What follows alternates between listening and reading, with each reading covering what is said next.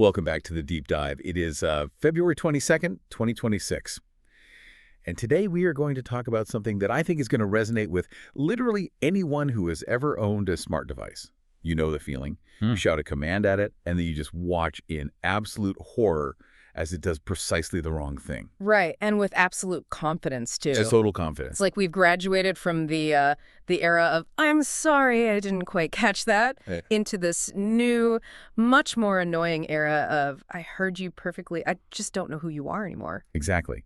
So to unpack this, we are diving into a really fascinating new paper. It's titled Learning Personalized Agents from Human Feedback. And this is a heavy-hitter collaboration. You've got researchers from Meta Superintelligence Labs, Princeton, and Duke University all getting together to solve what they are calling the personalization gap. And it is a massive gap. I mean, we have spent the last few years marveling at how smart AI has become right. It can reason, it can write code, it can pass the bar exam. But the researchers here are pointing out a very uncomfortable truth, which is that generic intelligence does not equal personal familiarity. Right. Because just because a robot knows how to load a dishwasher in theory doesn't mean it knows that I specifically will freak out if the plastic Tupperware goes on the bottom rack. Precisely. And that distinction is really the core of this paper. They're trying to move us away from what they call static personalization and move us toward continual personalization. Okay, so let's unpack static personalization first. Yeah. Because that sounds like basically the status quo of what we have right now. It is the status quo. So imagine I give you a dossier on a person you've never met. Let's call him Dave. Okay, Dave. Now, this dossier lists his favorite food, his wake-up time, his preferred room temperature. But that dossier was written 3 years ago. Okay, so I know who Dave was 3 years ago. Right. You have a static data set. Now you show up at Dave's house today. You try to serve him a steak because the file says he likes steak.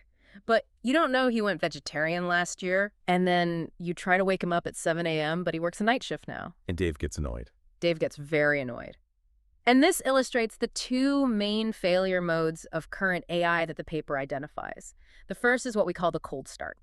That's when you buy a new robot, the dossier is completely empty, and the machine is basically a very expensive paperweight because it's paralyzed by ambiguity. It doesn't know anything, so it does nothing. Right. Or worse, it just guesses randomly. Exactly. But the second failure mode is the insidious one. It's called concept drift. This is the Dave went vegetarian scenario. The user changes. Their preferences evolve. The environment shifts around them. In technical terms, we call this non-stationarity. The ground truth of what the user wants is a moving target. And if the AI is trained on a static file, like a log of what I did last year, it's strictly optimizing for a ghost. It's optimizing for a version of me that just doesn't exist anymore. Correct. And the better it learns that old file, the more confidently wrong it becomes about the present. So the mission of this paper is to build a framework, which they call PAHF. That's personalized agents from human feedback. Right, PAHF. They want to treat the interaction itself as the primary learning signal. So it's not just reading a file, it's writing the file in real time. It's a read-write relationship. The agent isn't just executing tasks, it's building a memory bank that evolves. And they propose a specific 3-step loop to handle this, which is really the engine of the whole concept. Let's walk through this loop then, because I think it differentiates this from just being a slightly better chatbot. Step 1 is what they call pre-action interaction. Or as I like to call it, the humble ask. The humble ask? But wait, bots ask questions all the time, right? Like, did you mean play music by Sting? How is this actually new? The difference is the trigger mechanism. In standard systems, asking is often hard-coded into a specific menu or it's random. In the PAHF framework, the agent calculates its own internal uncertainty.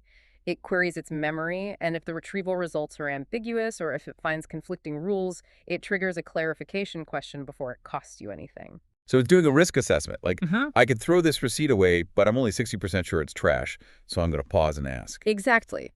It resolves partial observability. It identifies what it doesn't know effectively. That's step 1. Now, step 2 is the action execution. It just combines your answer with its memory and does the job. But step 3. Step 3 is where I think the real magic is. This is post-action feedback integration. The correction phase. Right. Because usually when a smart device messes up, I just yell at it. Or I manually fix whatever it did, and the device just continues existing. It doesn't learn. Because in a static system, your correction is just noise. It doesn't change the underlying model. In PAHF, that correction, like if you say, no, I actually wanted the blue cup, that is treated as a write command to the database. It physically overwrites the memory. Yes, it does. And this is crucial for the drift problem. If you just kept adding notes like user liked red on Monday and then user liked blue on Tuesday, you'd eventually have a schizophrenic robot that doesn't know what to do. That sounds like a nightmare. It is. So PAHF assumes the most recent feedback is the new ground truth, and it overwrites the conflicting entry. It effectively says the past is irrelevant. This is the new rule. It synchronizes with your current state. Now, the paper uses a really specific example to illustrate this. It's figure 2 in the source material. It follows a user named Kate and her drink preferences over 3 days. I really want to walk through this because it perfectly shows the why of the whole system. Oh, yeah, it's the perfect day in the life scenario. So day 1, Kate says, bring me my favorite drink. It's a cold start. The robot knows absolutely nothing. High uncertainty, so it triggers step 1, which is pre-action. It asks, what is your favorite drink? Kate says, Coke. The robot records favorite drink equals Coke. It brings the Coke. Total success. Simple enough. Day 2. Kate says, I am sleepy, bring me a drink. Now the robot checks its memory. It sees favorite drink equals Coke. It sees the context sleepy, but it has no rule for sleepy yet. So it relies on the dominant preference. It brings a Coke. And Kate says, actually, I prefer tea when I am sleepy. This is the post-action correction. The robot failed. But instead of just apologizing, it updates the memory. Now the rule is nuanced. It's a conditional logic tree. Default equals Coke, but if sleepy equals tea. Okay, now we get to day 3. This is a curveball. Kate says, I am sleepy. The robot feels confident. It checks the database. It has a specific rule for this. Sleepy implies tea, so it skips the question entirely and brings the tea. But Kate says, actually, I prefer coffee when sleepy now. The drift. Her preference has shifted. Now, a standard agent, even a supposedly smart one, would probably argue with her. Or just fail again next time. A standard agent that relies only on pre-action asking would have definitely failed here. Because it thought it knew the answer, it wouldn't have asked a clarifying question. It would just keep bringing tea forever because the file says tea. But the PAHF agent accepts the actually. It accepts the correction and performs that database overwrite. If sleepy equals coffee, it abandons the old truth for the new truth instantly. It sounds so human when you describe it like that. It's just the ability to say, well, I was wrong, rather than, but my data says you like tea. Which is surprisingly hard for neural networks. They are trained to generalize across huge data sets, not to handle specific contradictory exceptions from a single user. Now, they didn't just write a nice story about Kate. They ran some serious benchmarks to prove this actually works. They set up 2 domains. Embodied manipulation, which is basically a robot butler in a simulated home or office, and online shopping. The shopping domain is where things got really interesting for me. They introduced a concept called the near-miss product. I loved this part. Explain the near miss.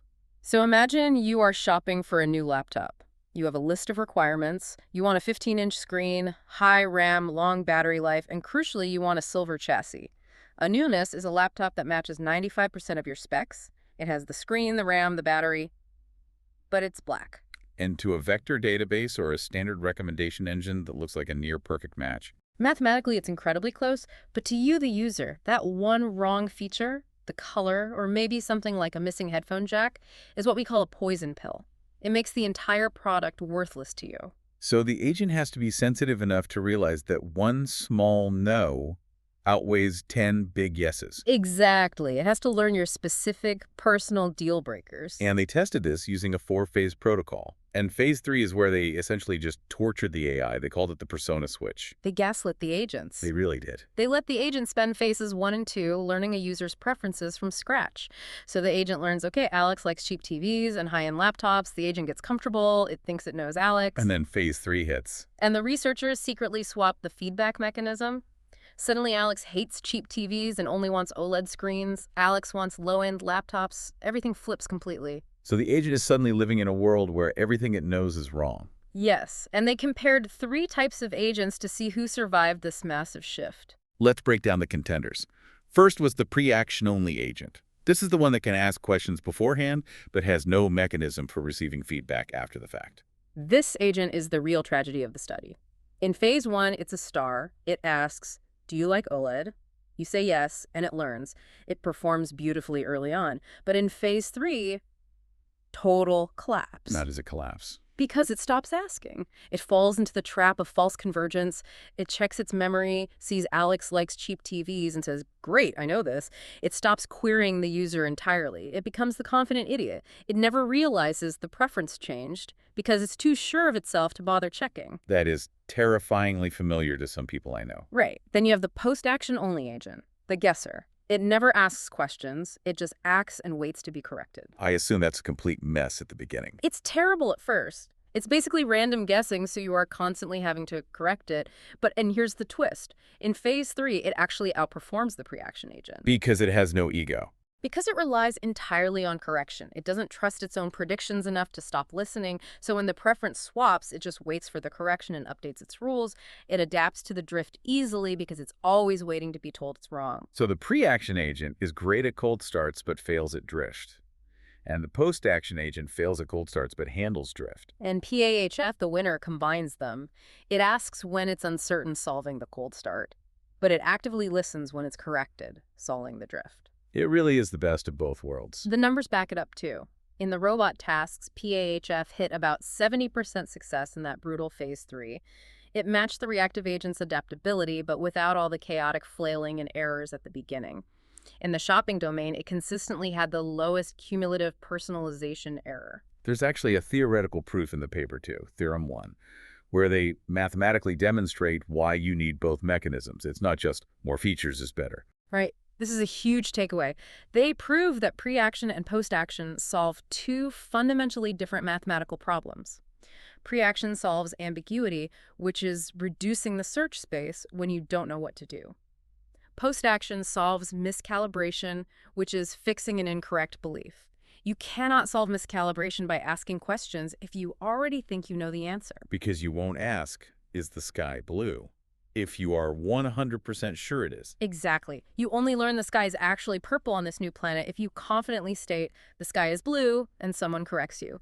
You need both mechanisms working together to cover the full spectrum of learning. I want to pivot to the tech stack for a second here, because for the developers listening, this isn't just theory or magic. They built this using Squiley and Face. Right. Face is a well-known library for efficient similarity search, but the real innovation here is treating the memory as a read-write API. What they call agentic memory.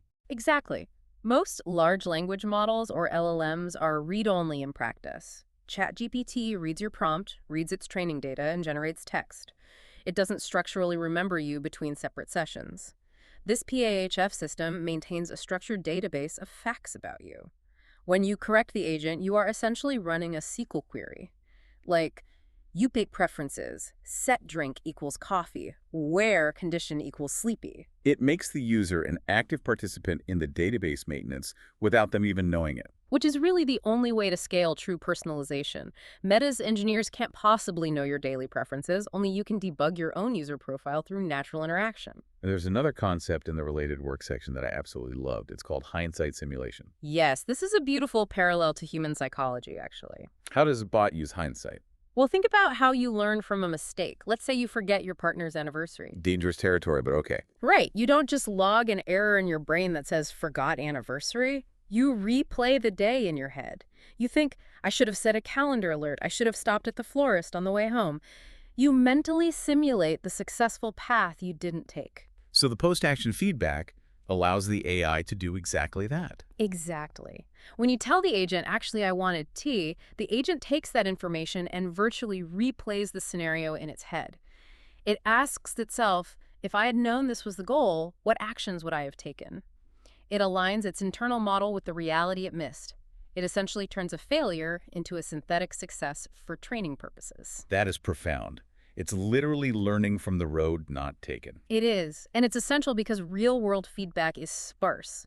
You don't want the robot to have to fail 50 times just to learn one simple rule. Hindsight simulation squeezes the maximum amount of learning out of a single failure. So bringing this back to reality for a minute, we were talking about robot butlers and online shopping simulations, but the application of this feels so much broader. I'd coined the term lifelong personalization. Meaning the AI basically grows up with you. Think about the smart home example we started with. Right now, if you want your lights to turn on at 4 p.m. in winter because it gets dark early, you program a schedule in an app. Then summer comes. 4 p.m. is bright sunlight, but the lights still turn on. The system is static. You have to go in and manually reprogram it. Which I never do. I just get annoyed and turn the lights off manually every day. Exactly. But a PAHF agent would notice you turning it off. You provide the post-action correction just by living your life.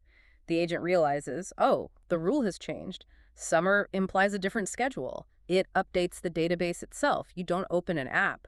The software evolves around your behavior. It changes the relationship from administrator and tool to something more like partners. It's like the difference between buying a suit off the rack where you have to fit the suit and having a bespoke tailor who quietly adjusts the fit every year as you change shape. Or as your style changes, let's say. Sure, let's go with style. But I want to end on a slightly provocative thought here, because we spent this whole time talking about the agent optimizing for us, learning our preferences. Right, that's the stated goal.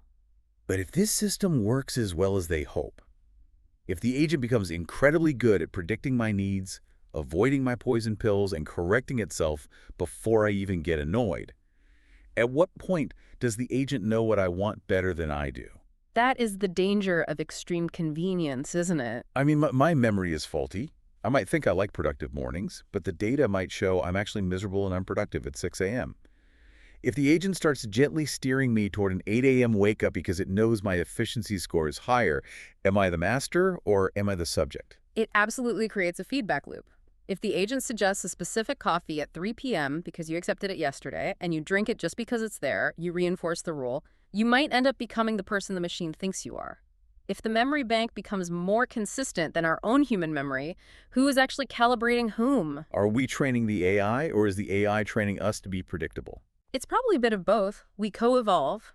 The database updates us, and we update the database. Definitely something to chew on the next time your music algorithm plays a song you didn't even know you liked and you just let it play because it's easier than choosing. Indeed. You can find the full paper, Learning Personalized Agents from Human Feedback, in the show notes. It's a dense read, but if you're into database architecture or behavioral AI, it's an absolute goldmine. Thanks for diving in with us. See you in the next deep dive.